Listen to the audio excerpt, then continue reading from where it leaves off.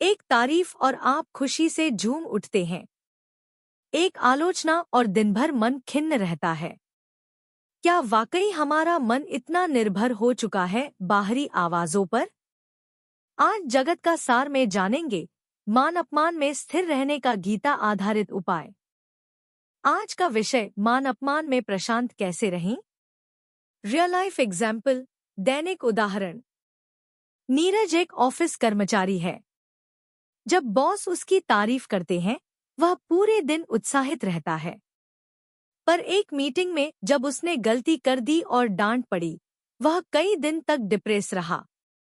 क्या नीरज की पहचान सिर्फ बाहरी तारीफ और निंदा पर टिकी है? क्या ये ही जीवन का उद्देश्य है? श्रीमद् भगवद गीता एप्लीकेशन। श्लोक। तथा मानापमान्योः, ऐसे ही जो मानापमान में भी प्रशांत है। अब यहाँ एक महत्वपूर्ण प्रश्न उठता है, क्या मान अपमान भी प्रारब्ध का फल नहीं है? यदि हाँ, तो इसे अलग से क्यों लिया गया? उत्तर गीता से ही आता है। शीतोष्ण जैसे अनुभव दैवेच्छा से उत्पन्न प्रारब्ध हैं, जबकि मान अपमान दूसरों की इच्छा से उत्पन्न परेच्छाकृत प्रारब्ध हैं। यह मान बढ़ाई या निंदा स्तुति दोनों में देखा जाता है। इसलिए मान अपमान को अलग से वर्णित किया गया। गीता के अनुसार उपाय। कर्मयोगी को चाहिए कि अगर कोई उसका सम्मान करे तो उसे यह न माने कि यह मेरी अच्छाई या योग्यता का फल है, बल्कि सोचे यह सामने वाले की उदारता और सज्जनता है। और यदि कोई अपमान करता है तो यह मान ले यह मेरे ही पूर्व कर्मों का फल है। अपमान करने वाला तो केवल निमित्त है, वह दया का पात्र है जिसने मेरे पापों को काटने का कार्य किया। यदि साधक ऐसा दृष्टिकोण रखेगा तो वह निर्विकार और पूर्ण प्रशांति में स्थिर रहेगा। 3 स्टेप प्रैक्टिकल गाइड। सार। 1. स्वतत्व की पहचान करें।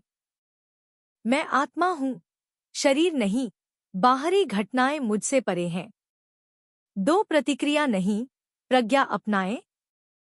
तारीफ हो या आलोचना, दोनों से समान रूप से अप्रभावित रहें। 3. निंदा में शिक्षा, प्रशंसा में समता। अपमान को शुद्धिकरण समझें और सम्मान को अहंकार से दूर रखें। आज का प्रश्न, क्विज सेक्शन। प्रश्न। गीता के अनुसार मान अपमान में प्रशांत कौन रह सकता है? जो जवाब देता है। बी. जो आलोचना करता है। सी. जो मान को सज्जनता और अपमान को प्रारब्ध माने। डी. जो गुस्सा नहीं करता।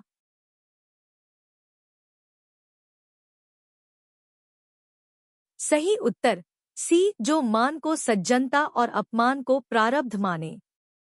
विस्तृत उत्तर।